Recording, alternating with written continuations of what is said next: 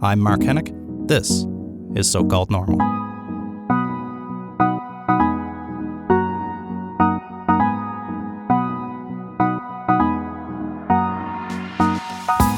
Hello, welcome to So-Called Normal. I'm Mark Hennick.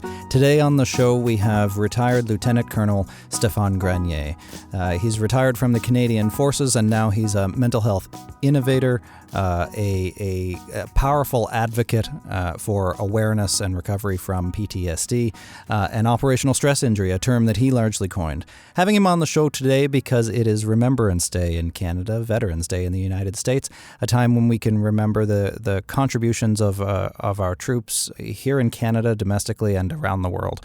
He was a perfect guest, Stéphane, is to have these kinds of conversations of the intersection of mental health, not only with wars abroad, but in your own mind, in your own head, and how he was able to navigate that himself. So, we get into that. And if you have a history of PTSD, of trauma, you might want to be mindful of that coming into this episode. We don't get into necessarily the nitty-gritty of everything that ever traumatized Stéphane Grenier, but if you're still sensitive to that kind of conversation, especially if you have a combat history, then I would flag that for you right here in advance. And I don't always do that, but so here's my conversation with Stéphane. It was such an honor for me to speak with somebody who's been such a powerful force in this field for so long and such an engaging person.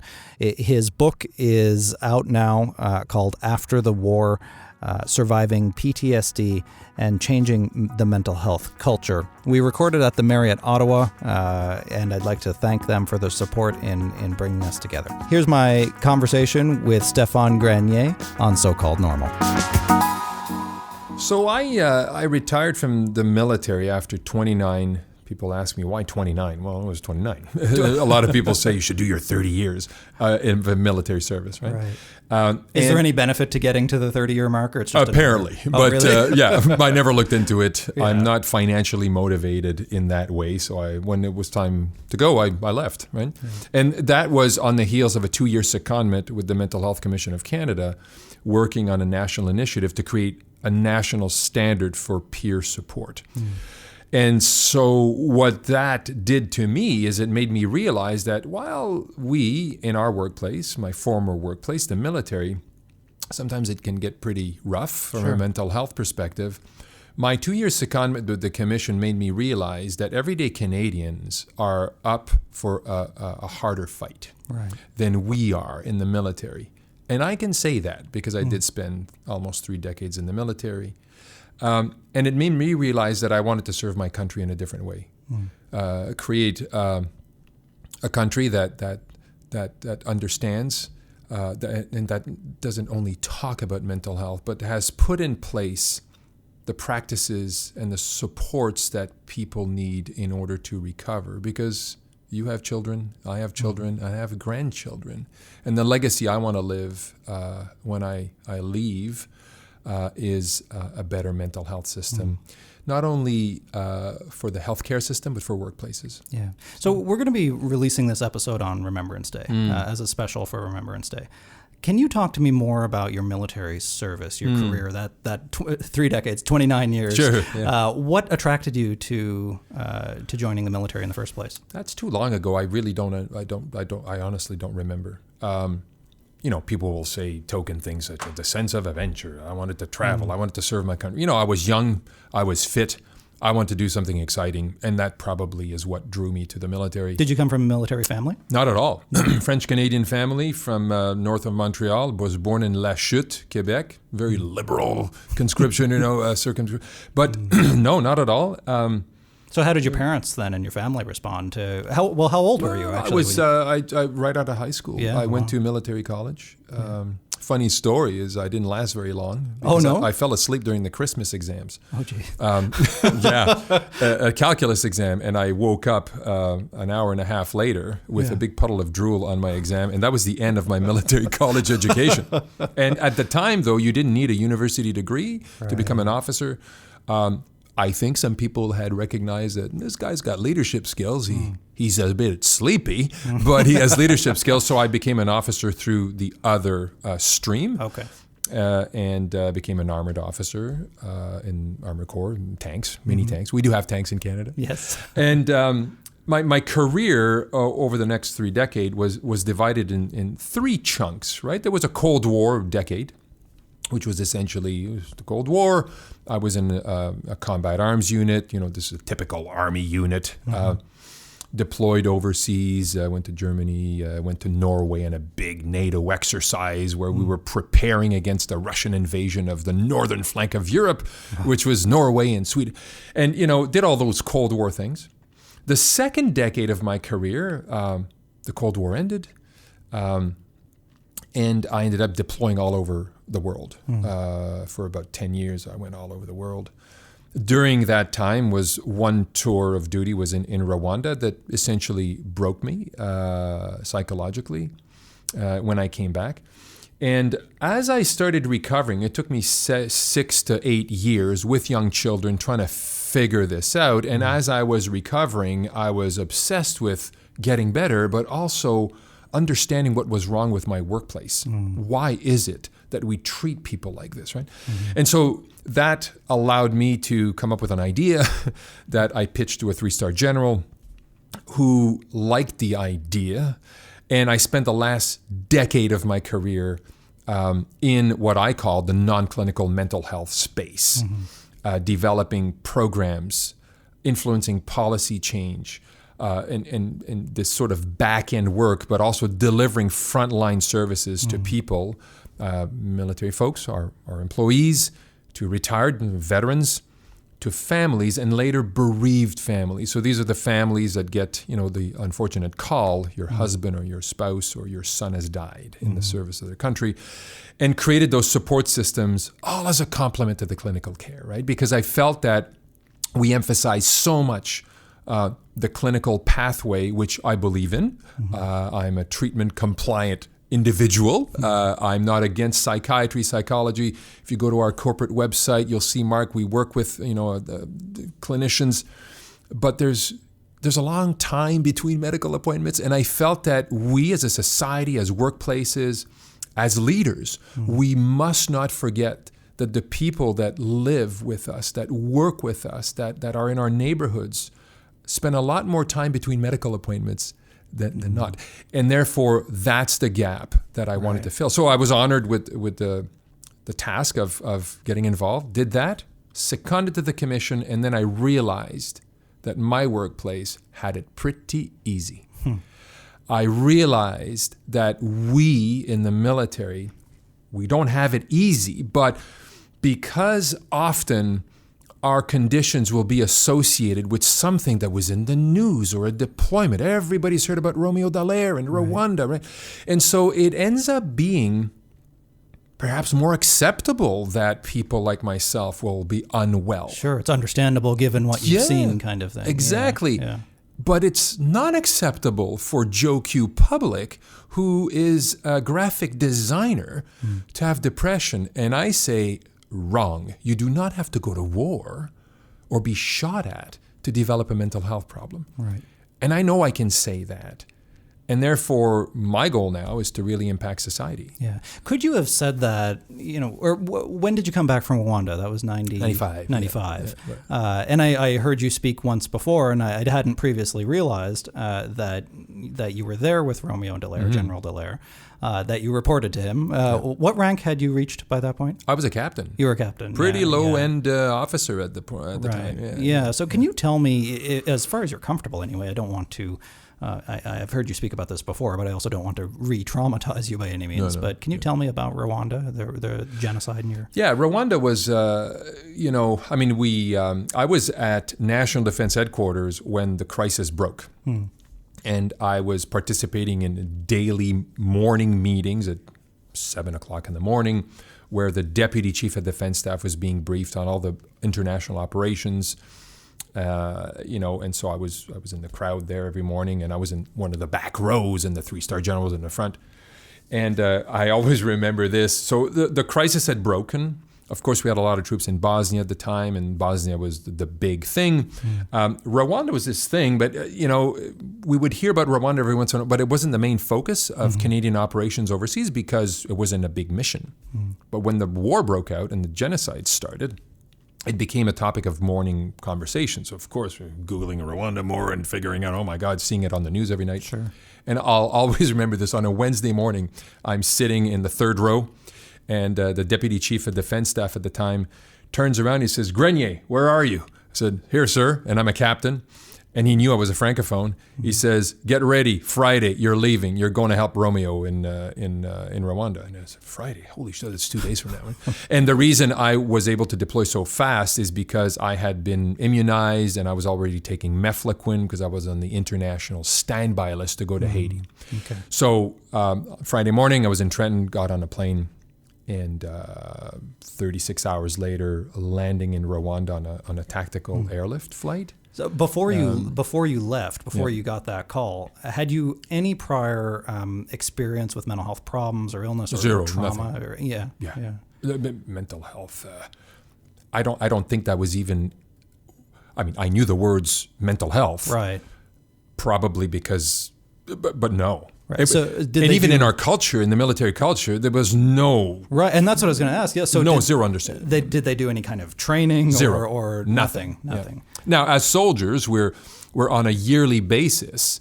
It's just like a street cop, right? I mean, police officers go through annual refresher training on all the skills that you need to be able to be an effective police officer. Now, Rwanda was a bad example, perhaps, because it was a mission that just exploded with requirements and needs, and my deployment was atypical, right? However, being on the international standby list, ready, immunized, and so on and so forth, right? As far as cultural awareness, I got, I think, a half an hour briefing in Nairobi, Kenya, in a hotel room, snakes, water purification, and boom, right? But all the rest, so I felt prepared. Yeah. I felt prepared to go into an operational theater because that's what we do, right? The mental preparation, zero, though, right?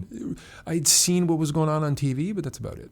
So then what was it like? You get there, and what's your immediate response to that? Are you still in soldier mode, or did it start to affect you, what you saw there right away? So it's interesting. It never really affected me over there. So I deployed there and then came back to pack my equipment to stay a full 6 months, and my 6 months ended up being 9 months, right? So I deployed during the war, spent some time there, came back to Canada to redeploy right back, right? So for I forget, a couple of weeks I was there during the genocide, it was certainly busy and all this, but I can't say that it's a, you've heard, I don't know if you're a runner, but, people who do marathons will know this. You train for a marathon. When you're running the marathon, unless you sprain an ankle, you're not in pain. You're good, right?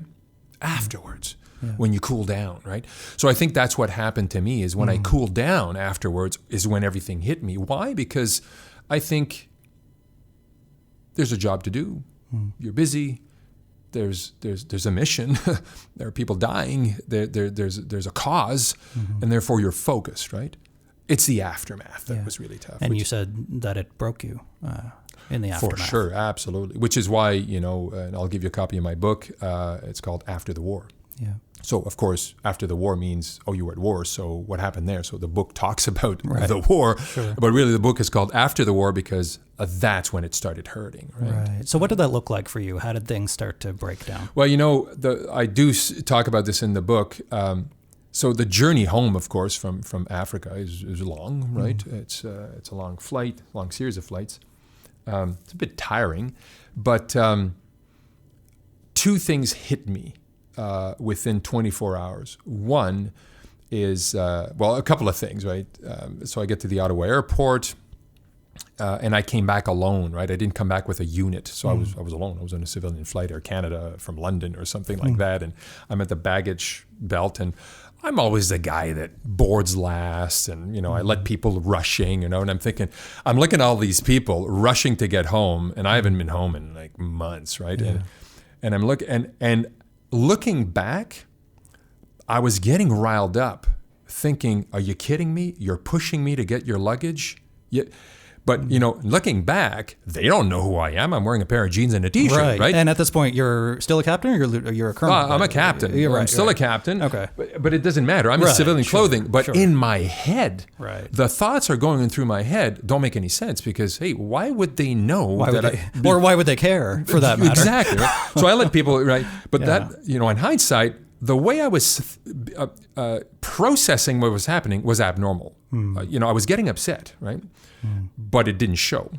Second thing that happened to me is I hop in a cab, a $63 cab ride later, and I did not tell I forget if I had told my wife or not, but anyways, it was a surprise because my redeployment had been delayed so many times I didn't want to. So I knocked on the door because I didn't have a key. Right? Deployed for 9 months, you don't bring your key. Right? You're going to lose the key, right? So this is something maybe you don't know. I wouldn't know that. Yeah, no. You leave your key at home, right? So knock on my own home door, and it's about bedtime for David and Vero and their young kids. Vero is probably, I forget, let's say 3, and David is 5, and they're in their pajamas. And I remember so clearly collapsing in the entrance. I didn't collapse because I was tired. It was too overwhelming. Right. I literally fell to my knees. I was in the process of fainting, but falling to my knees, I think, put some more blood in my head, I guess. Sure. And the kids were there, so I hugged the kids. I leaned on the wall, and I choked up, right? Yeah. And my wife was happy, but she was wondering, what's going on? And of course, it's tears of joy, right? Sure. But it wasn't just tears of joy. It was tears of the clash. It just doesn't make any sense to be here. And then the third thing that happened within that first 24 hours was the next day, there's equipment there and washing my boots, right? And I'm washing my boots, and the soil in Rwanda is reddish, a bit like PEI, right? Of course, it's not blood. But the fact that the soil is red, now we don't do that anymore, right? The equipment is cleaned overseas and all this. You don't bring stuff back, but in the day, that's what it was like. Yeah. And I'm washing my boots, and the red soil is being washed into the drain of the driveway. And my daughter is riding her tricycle there, and it's such a clash. It doesn't make any sense to me of being here washing this. And of course, I don't want to, there's no blood in the soil, but because it's red, it's a symbol that's been seared into my brain with all these bodies. Triggers the flashback. Sure. So those are 3 things that occurred. Now, did that mean I was unwell? Probably not. It would probably hit you. But, it's the long road to recovery after that took almost 10 years. Right? So how long did it take you to actually get help, to realize, this isn't, or maybe it's normal given the circumstance, but this is something that I can't do alone, that I need help to get out of? So I would answer the question by a question, I got help pretty quick, but I rejected the help immediately. Really? So getting help that actually worked took 6-7 years. So why did you reject it the first time? Did somebody try to give you help that they saw that you were struggling? No, I essentially, after a close call at almost taking my life, and again, the details in the book, I said, okay, this is something wrong here. What the heck is happening to me? So I went to the hospital the next day. So you were suicidal at the time, were you? Yeah. Exactly. I almost wrapped my car around the pole going back into work one night, deliberately, right? And then I said, what the hell is that? And I swerved away, but that scared me, right? Sure. I said, what am I doing? I have 2 kids. I have a beautiful wife. And so I went in to help the next day, but rapidly said, I'm going to be good, right? I'm going to be good. It was the 90s. We didn't, nobody knew about psychotropic medication. And so I basically, and I think the medical, and it's also in the book, everything's in the book, of course. Yeah. But, I changed the name of my doctor because I didn't want to be sued. But this doctor was not very helpful. Right. He was talking about my dog and how's your dog and, when you have any debts. And I'm thinking, hey, doc, that's not what's keeping me awake at night. What the hell are you talking about, my dog, right? So I don't know what was going on there. that didn't go well, and therefore, when I left my little brown bag of pills, the credibility that had been established between me and this healthcare professional, and by the way, I'm for healthcare professionals. I'm not saying they're all bad, but it wasn't there. Therefore, I took the brown bag and just chucked it. Right? Sure, yeah. If you don't trust him or believe him, why would you trust his advice? Exactly, right? And that is not a unique experience of mine, right? No. So, yeah. Now, did you ever have any fear that asking for help or admitting that you might be struggling would affect your career? Because you're still in the military. Really, it's funny, because everybody talks about that, and I know the stats, and I've looked at the research, like the Hogue study and the perceptions. For me, I don't think so. I've always been a very transparent guy. I call it as it is. I have filters, of course, but I don't shame easy. Do I have an ego? Of course, but it's very hard to insult me, really. You make fun of me, I'll laugh with you, right? So I'm not one of those people that would have been, that stigma would have been this big barrier. And really, when you don't even know mental health problems exist, how can you know stigma exists? Right. Because for us, there was no such thing. It was just like, well, why am I not sleeping? I woke up on the ground the other, I'm in sweats. I start crying in the middle of the day. What's going on with me? The words mental health are not in the narrative now, right? So it's a different era, perhaps. Yeah. But now we know what that was. Sure. Right? Yeah. In large part because of the work that you've been doing as well. I think you've contributed so much to evolving that we're trying to change the narrative, and exactly. So you said that it took 6 or 7 years. What did your treatment and recovery process look like through that time? Well, before getting into that, the work I do now is a byproduct of a couple of key events, precipitating moments in my life. The reason I started to be perhaps treatment compliant or allowing myself to get better is because the culture around me, one senior leader who led the culture in our organization, gave me what I refer to as institutional permission to get better. He had a chat with me, a chit chat, not a performance review, not an interview, not a meeting. He was a full colonel. I was a major, so 2 ranks below him. He's a nice man. I speak about him in my book, Chris Corrigan. And that man, in the span of 10 minutes, eradicated all of the barriers that I had in front of me and gave me institutional permission, societal permission to get better. What did he say? Well, he basically said, Stéphane, my recollection is words to the effect, if you sum it up, Stéphane, I know you by reputation. You've been here for a year in a headquarters in Toronto, actually. You've been here for a year. I know your reputation because our files follow us, right? So if the person you're working with is a top performer or low, medium, right? So which is also something that doesn't happen in the rest of the world. No, it's right. That's right. So Colonel Chris Corrigan knew that I wasn't maybe an all-star NHL hockey player, but I wasn't, an institutional loser either. I was sort of in the top tier of performers in our organization. And he basically said, Stéphane, I know you by reputation. I know, but I don't think this is the guy that's working with me right now, right? He said, and he acknowledged a couple of things. He said, listen, I can appreciate that tour duty was really tough. Romeo I'm sure is struggling too. And he talked to me as a human, not as a boss, right? Did he say what he actually noticed, what had changed in you versus yes, before? And I don't want to make things up, so I don't remember. But the thing is that he connected. He destroyed the power differential that existed between him and I, and he allowed himself to be human, and he was talking to me as a human who cares. And that is what's missing, which is why we do the work we do now in my company, because we're trying to rehumanize the workplace. And so that was a precipitating moment for me. And so once that occurred, I don't think I was now dealing for my third time with necessarily a better doctor. It's just that I had that support.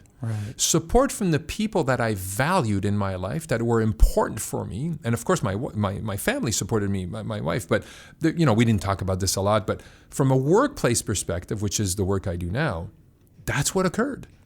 So I say You can have all the best doctors and clinicians and the best medical plans on the planet until the culture around, within 15 feet of the person who's impacted in the workplace, until those people create the conditions for the human being struggling to get better, you can throw as many doctors as you want. Right. It's likely not to work as well. Right. So that was a huge precipitating moment for me. Yeah. So then you go on medication and therapy, and how do you actually figure out how to crack the nut of PTSD? Were you diagnosed with PTSD? Yeah, I was, and I actually end my book by saying I don't think I have PTSD. And it's not because I'm challenging the diagnosis, it's because it's the only diagnosis that they know to give, right?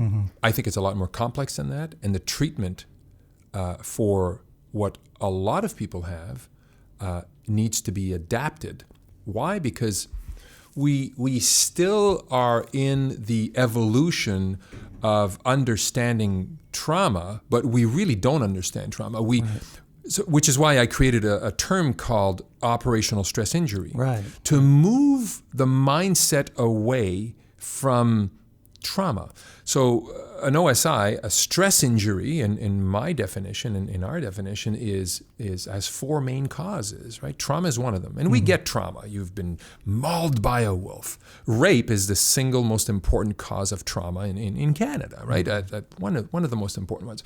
Military, police, first responder, trauma. So we overendorse trauma. We over-understand trauma, and we really think that's the only condition that causes trauma. But and Mark, what I find happens is we try to always dumb it down, right? And so I now work with first responders, with all sorts of people and organizations. And it's funny how there's no other words in people's narrative than trauma. And I often say, well, were you traumatized or were you upset? Right. Were you heavily impacted? Are there other words to describe, not that I'm treating people, but sure. People get a bad performance review and a bad meeting with their boss, and they say, I was traumatized. Well, maybe you were upset. Maybe you were disturbed. Maybe you weren't traumatized, right? And so maybe it was a normal reaction to an abnormal circumstance. Yeah, I know. And that also is contested, right? Because right, sure. Because most people don't have that reaction. Therefore, sure. it is, right?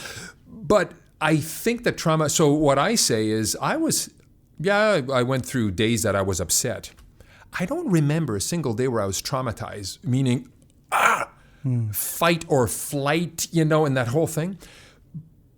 But I was morally conflicted every second day, heavily morally conflicted, which is why now there are clinicians and researchers like Brett Litz and Dr. Don Richardson doing research around moral injury, because that's the next frontier, right? So PTSD, I'm sure that's a label I have with comorbid depression. I don't reject it, but I say, you got it wrong, guys. But you don't identify Go with back it. to the books. Can you talk to me more about the, and I think it was you, the Road to Mental Readiness program, and that visualization, I guess, of mental health from healthy through, I believe it's injured, ill. I might be forgetting one in between there. Reacting. Yeah. Can you talk to me a bit more about that spectrum? Yeah, so at the time when I coined the term OSI, it was interesting because the head of psychiatry for the U.S. Marine Corps gave me a call, and we chatted, and he said, I like the term. And we started collaborating. We worked together. So they were really good because the Navy, Marine Corps, and we were collaborating. And this spectrum was developed, right? And the 4 causes of OSI. And we started steering away from trauma and developing that spectrum where, from a workplace perspective, again, okay, guys, we get it. When a person falls off a ladder and they break a leg, you go, oh my God, they were healthy. Bam, they're not healthy anymore. Right. They need care. Mental health problems in the workplace don't normally occur in a flash, in a moment where it's obvious, right? And so, which is why that spectrum was built, is to get people to be able to wrap their mind around that longitudinal process. And really, you can ebb and flow on that spectrum from being healthy to reacting to being injured to being ill, not ill perhaps, but you can have that spectrum go from green to yellow to orange in half a day. Right. And by the time you're driving home at night, you get home, hey, Daddy, you're green again, right? And so, but as you decompensate slowly over your course of life or whatnot, of course, if you're never bouncing back and you're getting... Sure. So what matters is not which stage you're in necessarily, unless you get way up to ill, but rather how stuck you are in one of those stages. Yeah, and your inability perhaps to bounce back to that green zone is what we call it, right? And all of this work that we did at the time, and Suzanne Bailey carried on the work, and she needs to be acknowledged because she's kept this alive, and R2MR is big now. First responders, I think, are gravitating towards it. Mm-hmm. It is to connect with the culture and provide mental health education that is culturally compatible. Mm-hmm. And, with all due respect to clinicians, I do believe it is a grave error to subject employees and managers to a psychiatrist providing charts of the brain and saying this is the amygdala and this is, and I mean it's all factual, it's all very interesting, but it is so unhelpful, right? To the lay people in the workplace, whatever the workplace is, and I would even say for healthcare professionals. Right. When you're a healthcare professional and you're somebody's colleague, knowing how the amygdala is doesn't matter. Right. Well, and especially for probably 20 years, we had social workers and psychologists talking about chemical imbalance, and then it turns out, oops, there's actually not a lot of evidence to support that theory. I know. Yeah. So the clinical stuff is important for clinicians, but as our workforce is concerned in Canada, they do not need to understand how the brain functions in order to be supportive to a colleague, because that's all they can do really, is to be supportive and create the conditions I bumped into with Chris Corrigan. Back to Chris Corrigan, right? What he did was instrumental in my recovery, allowing me to say, okay, Jesus, I guess I have his support to get better. Now, I didn't need his support, but it certainly was the catalyst for me. So where did peer support come in? I mean, you've been a leader in the peer support movement in Canada. How did that come into play? Well, my firm belief was that I serendipitously bumped into those little moments where I had the good fortune of having a 3-minute conversation, which happened to be supportive, which was not in the doctor's office. And I was able to self-reflect on the importance of that. And then looking beyond my own experience, checked around and thought, oh, wait a minute, this is not a new phenomenon. There's actually a name for this, right? So, while I do a lot of work in this field, I certainly did not create the concept, right? I want to make sure that concept pre-existed me. But I think what I managed to do is create the perfect sweet spot for an institution as large as the Department of National Defense and now countless other large organizations to say, there is a way to implement this service to complement everything else we do for our people, and it is accountable. It is there's codes of conduct. There are standards. We know how to select the right people because not everybody should be a peer supporter. What does that mean? How do you know who's a good peer supporter and maybe who's not? Yeah. So. Well, you do not just say, hey, Bob, you're a nice guy. Why don't you be a peer supporter, right? So that's wrong. Right, I mean, you may be right serendipitously, right? However, institutions, all of our clients, I think, value the fact that when we implement programs on a large scale for workplaces, they value the fact that we can defend why we picked Mark and why we didn't pick Stéphane as a peer supporter, right? Why? Because you didn't demonstrate the behavioral indicators that support the competencies that allow you to be a peer supporter. Right? And so, and also, now if we had 3 months to spend with any human being, we could probably train them to become peer supporters. But we have to think that from a workplace perspective, how long can any workplace allow employees to go get training to support other employees? Right? So our training is either 6 2-hour distance education, sessions, preceded by some pre-reading, or it's 3 days in class, right? And in order for us to succeed, we have to pick people who present to the course with the baseline competencies we need, because we can't train those competencies in such a short amount of time, right? To what degree should a peer supporter already have their shit together before they start trying to help others? Absolutely. Yeah. And that's quite apparent through our selection process. It's quite apparent if somebody's not well enough, right? And we'll actually have a discussion afterwards. We've never shied away and by the way, for all our clients, and I was asked that question yesterday, for all our clients, they say, well, what about the people you don't pick? Who tells them? We do. My company tells them. So we don't create conflict within the workplace. It's the outsourced consultants who tell the people, Mark, we didn't retain your name on this go, right? But when we detect they're not well, we have that conversation with them. An honest, granular, authentic conversation and say, Mark, listen, you're a good guy. Thank you for applying. We're a little concerned, though, that you may not be ready to do this at this time, so I don't want to offend you, right? And if we offend somebody, we would rather be honest and polite and diplomatic than skirt around with. What's the risk of sending somebody in to help others who themselves need a lot of help? Like if they're very unwell, I mean. So we've never done that. No, of course. I mean, I don't know what the risks are. But of course, if you ask more qualified people than us, I've never done that. Yeah, so we've never done it. I've been at this 20 years, and we've always managed to not subject somebody who's not well enough to this function, be it as a full-time employee doing it or as a part-timer. I hear from people all the time, just because of the amount of public work that I've done, that, and it worked for me to an extent, getting into advocacy has been key to my own recovery. It's been part of giving back. But that's always one of the first things that I tell people too. They see some of the work that I've done, they want to do some of that work too, but they haven't even disclosed yet to anybody that they're struggling and that they need help. First things first. And that's exactly what I say. Not everybody's always so happy with that response, but I think it's key, because there's a risk in my mind of, if you're standing up in front of an audience and you're dumping all your stuff out on the audience, then you're doing it for you, and you're not doing it for the benefit of the audience, right? In psychology, they call it the safe and effective use of self, knowing why you're telling your story for you or for somebody else. You mentioned the Mental Health Commission of Canada too. I was on their board of directors for 6 years, and during that time, they were running, I think they're still running, the Opening Minds research project, or set of research. And they found similar results, that when you put somebody who's extremely ill, and especially they call it contact-based. Contact-based education. But if the person is very symptomatic, then it can actually have the opposite effect. It can embed stigma further, right? Yeah. And I sometimes wonder, Mark, I mean, is that so hard to comprehend? It isn't, right? We don't need research to figure that out, right? And I'm not trying to be a smart ass. No, but it's true. But sometimes we come out with these research findings, and we think it's groundbreaking. I'm thinking, Jesus, it's a bit like suicide, right? I mean, what are the causes? What causes people to kill? Well, access to lethal means. Oh, really? The best minds in the world got together in Halifax about, 12 years ago, big international suicide conference.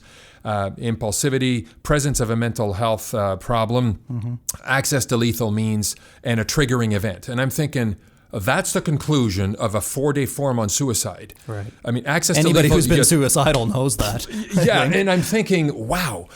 But of course, let's continue to do research. But sometimes I think we spend a disproportionate amount of money researching and thinking. Why? Because it's safe. Right. Organizations are risk adverse, so they would rather do strategies and research than actually implement something, do something for their people, right? So, but I'm on a rant now. You got me going. That's good. We need more people to rant about these important issues. So what was it like for when you started to do this kind of work in the last 10 years of your career within the Canadian Forces, for your colleagues, for other people who were either coming up or working, had experienced operational stress injuries? Did they start coming to you more? Did it start to change the conversation? Well, the work I did, first of all, was, had an idea of creating a peer support program. Right. So, check. Right. And was that, actually, I should say, before we even get there, was that happening informally anyway between comrades? It's funny you asked that, because one of the precipitating moments for the 3-star general who says exactly that. So he says, isn't that happening already? Camaraderie and esprit de corps and all this. I said, yes, sir. Bagotville last week, soldiers got together in somebody's basement and they were playing poker. And they ran out of cash, so they started playing poker with their pills. Some guy went home with the wrong meds, and some didn't have an overdose, but had a vial and ended up in the emergency. I said, sometimes, sir, we need to bring a bit of leadership to something that's natural without co-opting it, without destroying the organic elements that are in the relationship between peers, right?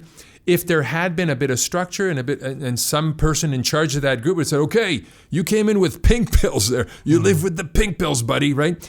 Peer support left to its own with no guidelines, no rules, no structure, no accountability, sometimes it's not useful. Right. And I've seen multiple examples of that, right?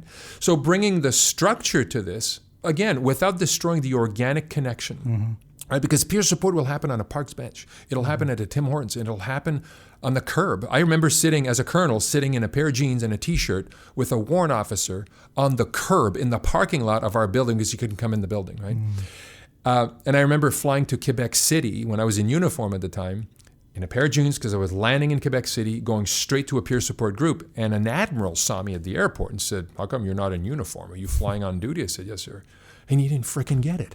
Right. I'm not going to show up with 27 angry veterans in a freaking colonel's uniform, right? So I take it then, I guess it's a misnomer now, but I was going to ask you, you noticed a difference between how people interacted with you as Stéphane Grenier, the colonel, versus a guy in the jeans. Of course. Right? And it's not that I wanted to hide that, but don't rub it in everybody's face that you have all this power, or not all this power, a colonel's not that powerful, but you know what I mean, for a private or a So I think that's what's happening in society too. Looping back to Chris Corrigan, that conversation was instrumental. Today, Mark, MHI's developed workshops for managers. This is your company, Mental Health International. Sorry. It's not an ad, but it's very relevant. Yeah. Leslie Bennett today and Christine are in Western Canada delivering management training. You're going to say, oh, another management course, consultancy doing training for managers. What we do in our training is we allow for the Chris Corrigan moment to occur.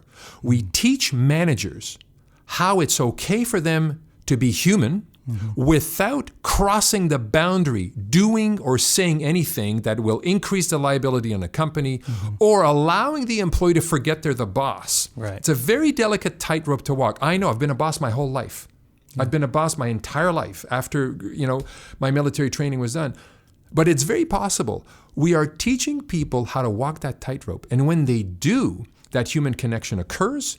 Employees feel like their boss really cares because we've taught them that it's okay to care. A boss can care and be a good boss too, right? And they forgot how. One of their big fears I hear from managers all the time is that they don't want to be anybody's therapist, right? They want to keep this brick wall between work and life, and that everybody should leave all their problems at home. So that phenomena is happening again today, right? Part of our workshop with the managers, I know what's going to happen at the end of the day. Managers are going to say, we've never, ever experienced this before, because that's what managers tell us all the time. Right. Why? Because nobody has the guts to actually talk to managers this way. We don't talk to managers like they're kids. We don't say, you don't have the tools, we'll give you the tools. No, you have the tools. They're just don't know maybe you know how to use them. They're so buried, you were capable of doing that as a sister, as a brother, as a neighbor. But somehow you think that when you come into work, all of that, authenticity, all of that empathy, all of that narrative that you'll deploy for countless people, well, I can't do that with my employees. And we say, of course you can. The how is important. We teach the how. And that, to me, loops back to creating that condition for people to say, wow, I'm valued. I'm gonna get better because I want to work for Mark. I want to succeed for him. And I want to show him that he caring for me is not a waste of his time, right? Yeah. And when you create that bond in the workplace, it's transformational. Now, this is not all kumbaya talk. Right. It works. Sure. It well, really so that's works. it. So what are the outcomes that you've been seeing with the clients that you've worked with? All over the world, it sounds like. Well, listen, all over the world, no. Like I do keynotes, right? Not around the world, but in North America, in the U.S., few.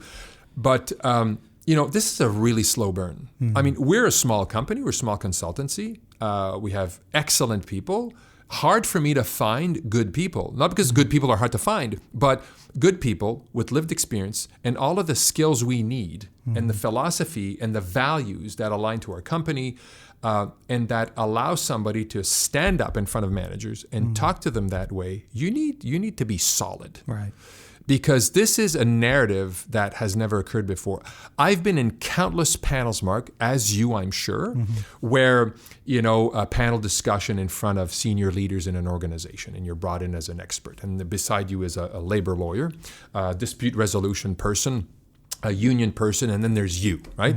And executives are saying, well, I'll give you an example of this situation, right? Well, everybody's got a canned answer except me. I don't have a canned answer, right? Because to me, the dispute resolution process, absolutely, there's a process for everything is procedural.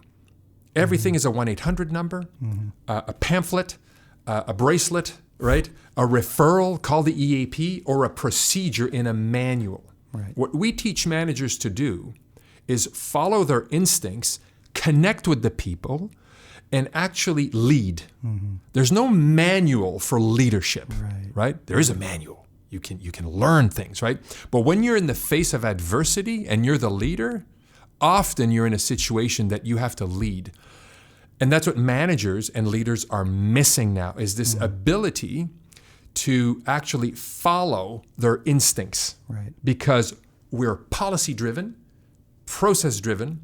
We want to mitigate risks and liabilities, which I do too. I run a company. I have a bunch of employees in Atlantic Canada. I have employees in Cape Breton, by the way. Oh, really? Working in the psych wards. So right? my listeners, regular listeners, know I'm a proud Cape Bretoner. We just had Jimmy Rankin on the show last week. Is that right? Yeah. There you go. So, I know that as a business leader with employees that, hey, listen, I got to...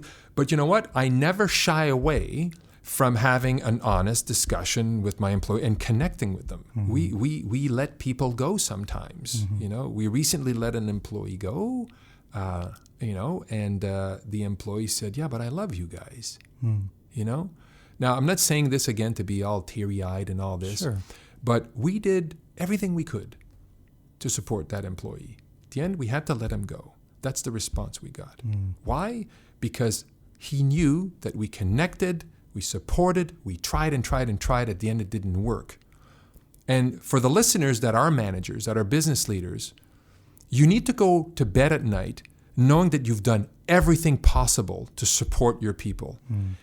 And when the outcome isn't what you imagine it would be, and you have to let somebody go or whatnot, that's not the goal, but it will happen from time to time. And that doesn't mean it's a failure. It means that it wasn't meant to be, right? So what I don't like about some of the narration and the narrative and the curriculum that we impose on businesses today, which we don't do, is if you do this, it's going to be fine. Right. Bullshit. Life doesn't work that way. No, it does not. Right? And managers who are experienced managers will call you on it, or they'll cross their arms and say, you don't know what you're talking about, right? Right. So at the end of the day, to me, it's all about creating that connection.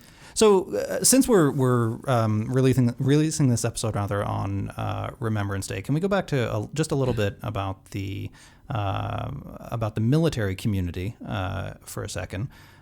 It tends to have a very high rate of suicide, especially among veterans, and it's always difficult to get accurate data. People hold these numbers close to their chest, but that's been tough, it seems, and it makes headlines all the time to try to crack that as well. Why are people feeling so isolated? Why do they have such high rates of addiction, for example, and alcoholism? And why are they killing themselves so often? So how can we, to any veterans or active service members who are listening to this right now, how can we address this issue of suicide among military and veterans? Well, my answer applies to society as a whole. Isolation kills, right? In 2017, I wrote a thought leadership article around the issue of suicide. And when you do the math, Mark, the very conservative numbers around suicide are that if you do the math, you can fill up 18 737 airline passenger jets from WestJet or Air Canada. Imagine if 18 of those planes crashed every year. That's a comparable, right? And in 2017, I asked the question, how long would it take if that occurred? If that started occurring at a rate of 1 or 2 a month, right? Or 1.5 a month, right? How long would it take for the government to react, or the airline industry, or Transport Canada to react, right? And in 2017, it didn't have an answer to that. we now know 2 crashes, right? Remember when the 2 737 crashed? Bam, fleet was recalled, all the planes were grounded, all over the news, right?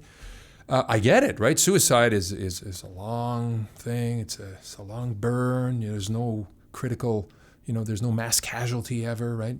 But if you compare, so the number one thing, first of all, not talking about this issue is not working, right? So clearly, and so when it comes to the military institution, when I was in the military, and to this date, there is a virulent, and I think it's the same thing from any politician, leader, clinician, because there's no answer for the problem.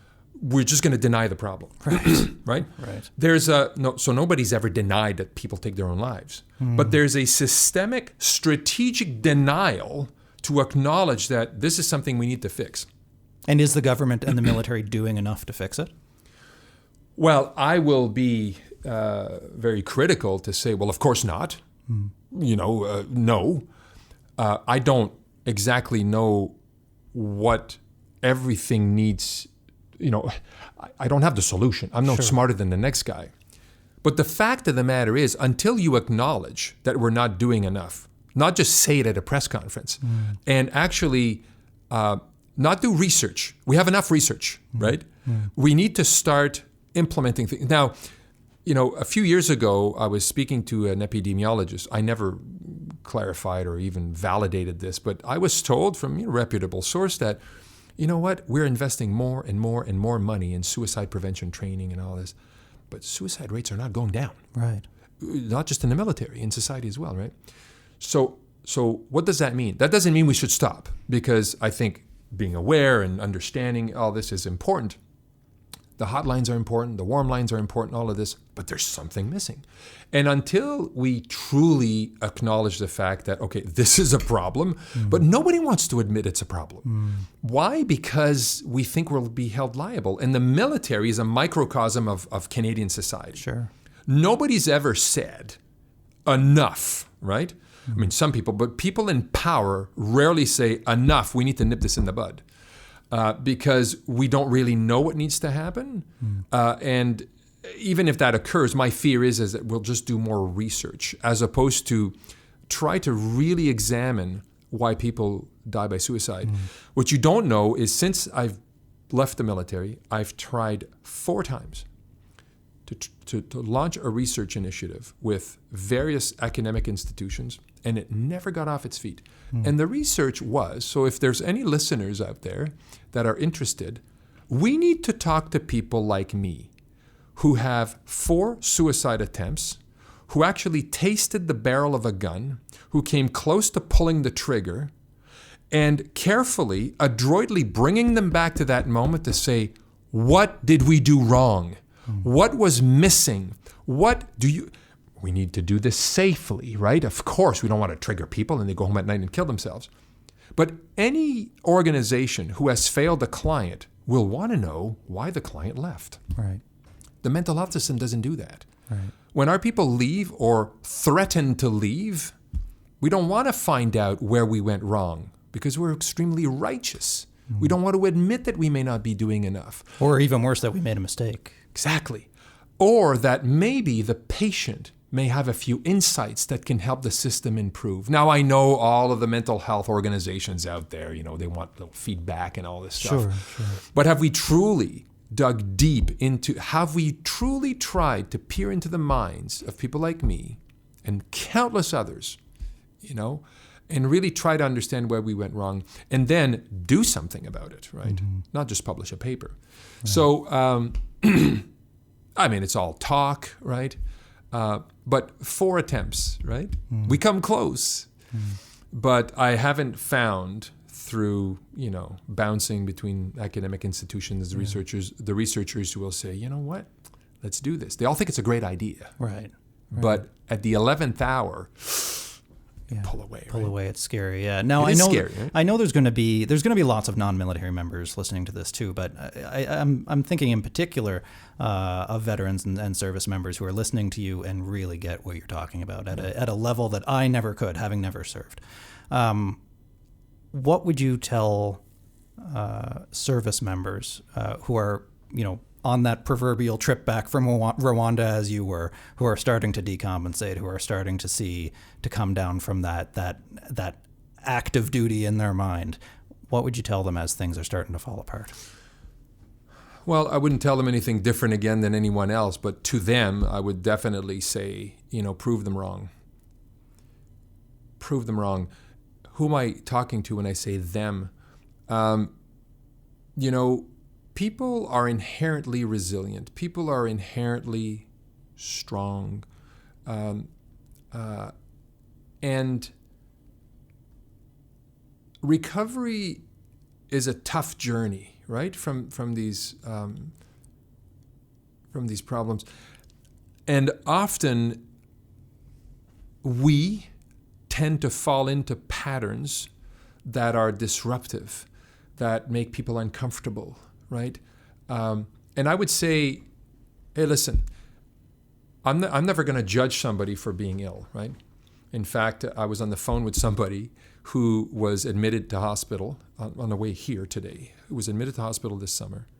And during his episode at the hospital, he had access to his phone. He was texting me all the time, and he all these things, and it was not coherent, right? Mm. We talked today. He's out of the hospital. And he was apologizing. He said, don't apologize. You weren't well, buddy. If somebody's got a broken leg and they're limping, right?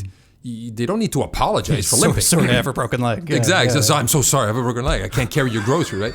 So essentially, I think that, to those people who are struggling, surround yourselves with people who have the ability to understand what you're going through and not accept the behaviors that are too disruptive.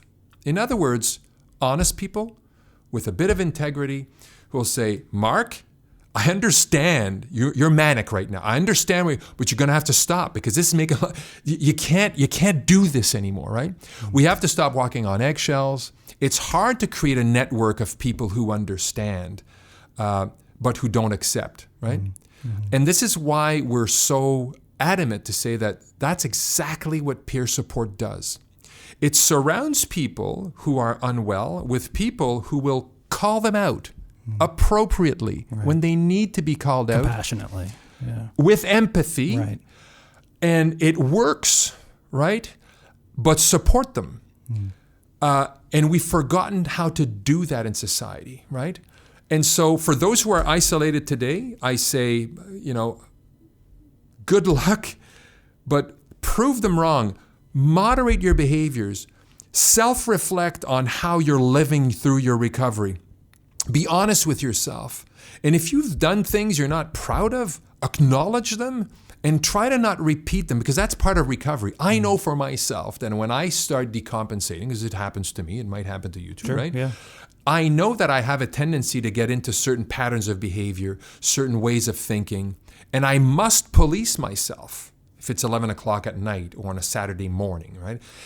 And so, but that needs a lot of work, some self-reflection, of course, some therapy, medication, whatever you're doing, right? But when you're alone with yourself, be honest with yourself. Call yourself out, right? And seek out people who have enough guts to call you out on your bullshit, right? It's not bullshit, but we need that. Mm-hmm. We don't need pampering. People in recovery don't need a pity party. I think that's my perspective, and it's not because I'm from the military. I don't think that's what they want. I don't think that's what they need. And unbeknownst to itself, that's what society thinks. Oh, Mark, I'm so sorry. You have depression. No, that's not what we want, right? I don't know what you want. No, that's never made me feel good. I want somebody to say, Steph, listen, you're spinning now, right? Listen, I think we should stop the meeting. Steph needs a break, right? Hey, but I also need to park my ego, right? So it's a tough journey, right? And I would say, try not to do this alone. You don't need to do this alone, right? Now, if I had it my way, there'd be a lot more peer supporters out there. Right. But I don't know. That's not much advice, Mark. But no, I think that's really helpful. Yeah. Well, Stéphane Grenier, the Lieutenant Colonel Stéphane Grenier, I want to thank you so much. I'm so grateful and honored that you joined me on the show today. I've wanted to talk to you for a very long time, and I know that your words, as they have for the 30 years that you've been 30 plus years now that you've been a leader, and for many years in the future, will change people's lives. So thank you so much. Thanks for having me. Right on. Good luck. Thank you.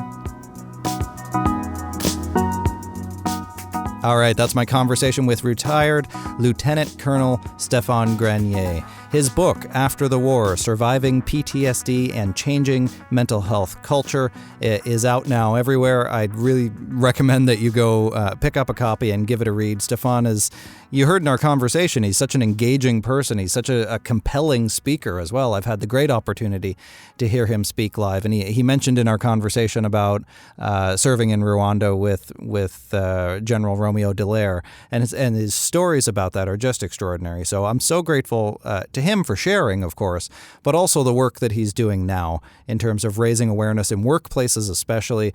He's been a leader in, as you heard, peer support, and that's such an inspiring and helpful and necessary aspect of the mental health care system. So go check out the work that he's done and the work that he continues to do.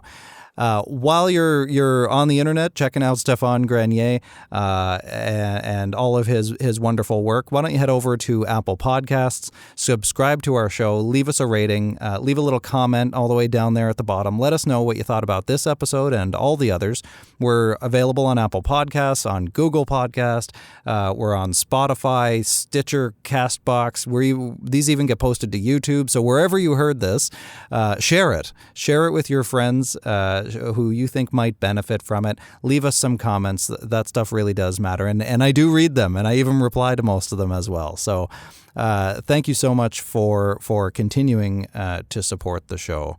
What else do I got to tell you here? I want to thank the whole team here at Entertainment One, Adrian, Kimberly, and the team is always growing here. So everybody who has been working on these episodes with me, and my wonderful editor, as always, who assembles the episodes, Dave, for making all of this possible. I think that's it for now.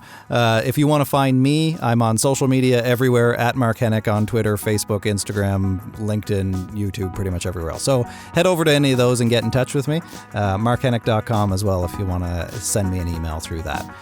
Until next time, I'm Mark Hennick, and this has been So-Called Normal.